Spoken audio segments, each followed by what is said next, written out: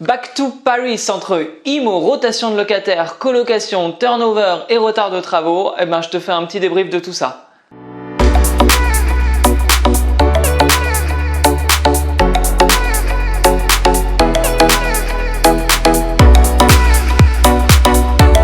C'est vrai que là, je fais des vidéos un peu différentes. J'ai tendance à ne pas les préparer à 100%. D'habitude, je vais répondre à une question précise autour de l'immobilier. Et en ce moment, je parle davantage de mon ressenti et de ce que je peux vivre en tant qu'investisseur immobilier. Et j'ai le plaisir d'être de retour sous un magnifique soleil parisien.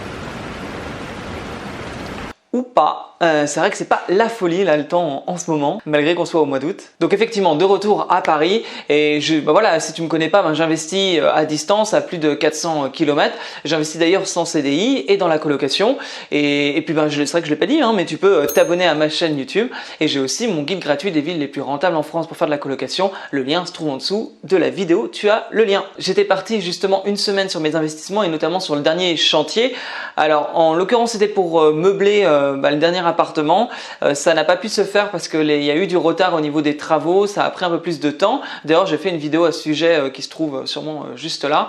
Et ça a été plus compliqué. J'avais été un peu contrarié au début, mais finalement les choses se sont arrangées. C'est vrai qu'on a pu discuter avec mon artisan et puis même, voilà, il a mis les bouchées doubles. Vraiment, il est venu avec toute son équipe. Ils étaient 4 sur le chantier. Alors je te laisse imaginer, 4 personnes qui bossent 8 heures sur un chantier, sur un appartement.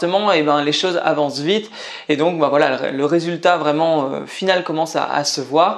Et même si ça a pris du retard et que ça change un peu mon planning au niveau du mois d'août, comme je l'avais expliqué justement dans la précédente vidéo, c'est pas grave, on s'adapte. L'immobilier, c'est ça, c'est s'adapter.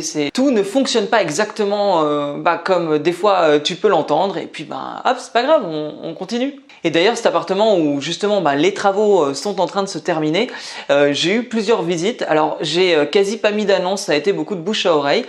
Et du coup, je disais aux personnes, ouais, si vous voulez, vous pouvez venir voir l'appartement, mais là, il y a encore quelques travaux. Le salon n'est pas aménagé, la cuisine n'est pas totalement aménagée au niveau des meubles non plus. Voilà, il y avait plusieurs choses qui faisaient encore chantier.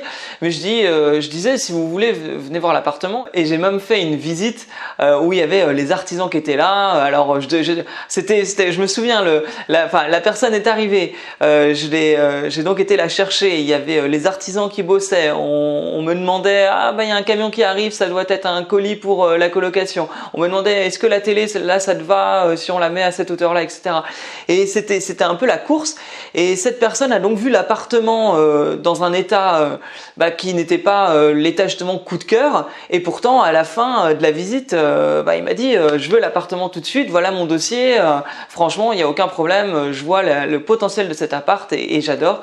Et ça, c'est génial. Je pense que quand on fait de la qualité, même quand l'appartement n'est pas fini, il y a quand même cet effet où on voit que le propriétaire, on voit qu'il y a une équipe derrière et qu'on ne présente pas justement un appartement pourri.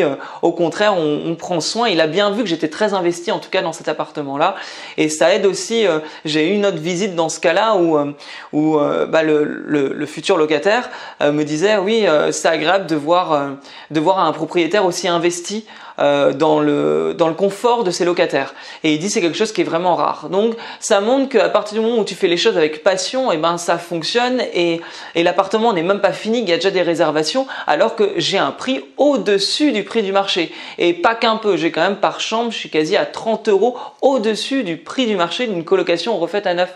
Donc ça montre bien qu'à partir du moment où tu es présent, où tu fais les choses vraiment avec délicatesse, que tu prépares tout et que tu ajoutes de la valeur à un appartement, il n'y a pas de problème pour trouver des colocataires. Et là, en l'occurrence, cet appartement n'est pas terminé, le salon est inexistant au niveau des meubles et c'est justement sur le salon que je veux créer le coup de cœur.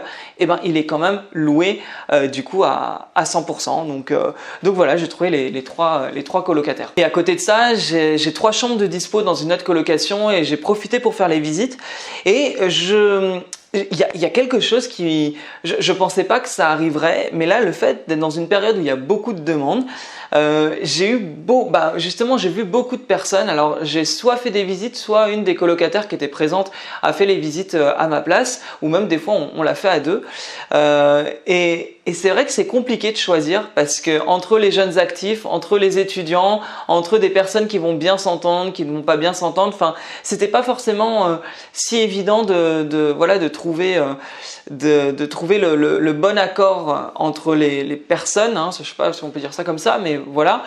Et il me reste là une personne à trouver, c'est-à-dire que toutes mes chambres sont prises, hein, sont réservées en tout cas, il reste une chambre de dispo et j'arrive pas à me décider et il va être temps parce que même là je vois l'heure qui passe, il est 16h20 et je me suis donné jusqu'à ce soir 18h pour valider la dernière personne. Et c'est pas évident, et une colocation qui est en marche, c'est entre guillemets plus simple parce que du coup c'est les colocataires qui vont faire les visites et qui vont choisir. Mais quand il y a une colocation à mettre en place ou quand on va dire un été, il y a un turnover normal, hein, presque avec les personnes qui s'en vont, il faut remplacer tout le monde, c'est plus compliqué je trouve, et ça c'est un avis très personnel, de pouvoir réunir des personnes vraiment qui vont bien s'entendre, et c'est toujours un travail là-dessus. Je préfère quand entre guillemets la colocation est en place et qu'une personne part et du coup c'est les colocataires qui vont choisir le nouvel arrivant. D'ailleurs prochainement je vais sortir une vidéo là-dessus sur comment automatiser et déléguer à quasi 100% une colocation à distance.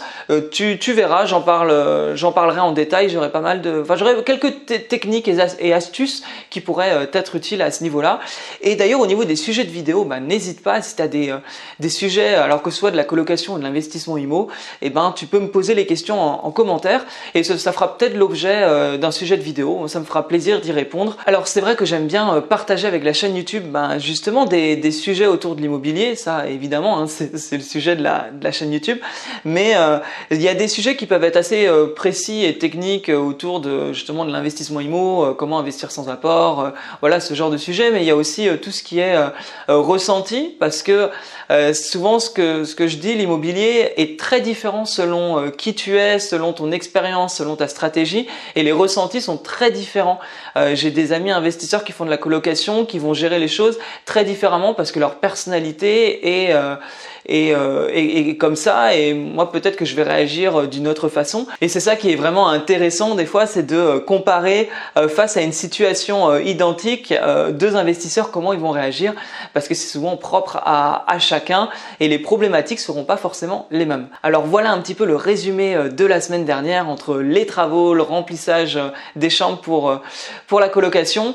J'avais très envie de filmer beaucoup plus de choses et d'être beaucoup plus réactif sur les réseaux sociaux comme sur Instagram ou justement faire des vidéos un peu plus live sur place, mais je n'ai pas eu le temps parce que mine de rien, il n'y a pas à dire quand on est sur place, des fois le temps passe très vite, je n'ai même pas eu le temps de faire de visite.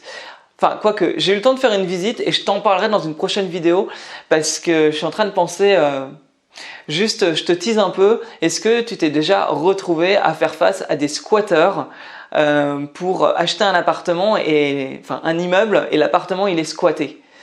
J'ai fait face à des squatteurs et j'avais même amorcé une négociation. Je t'en parlerai dans une prochaine vidéo. Enfin bref, voilà, petit résumé de la semaine dernière.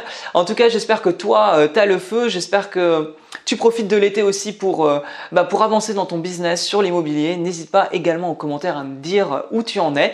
Et puis, je te dis à bientôt et je te souhaite un très bon été. Allez, salut!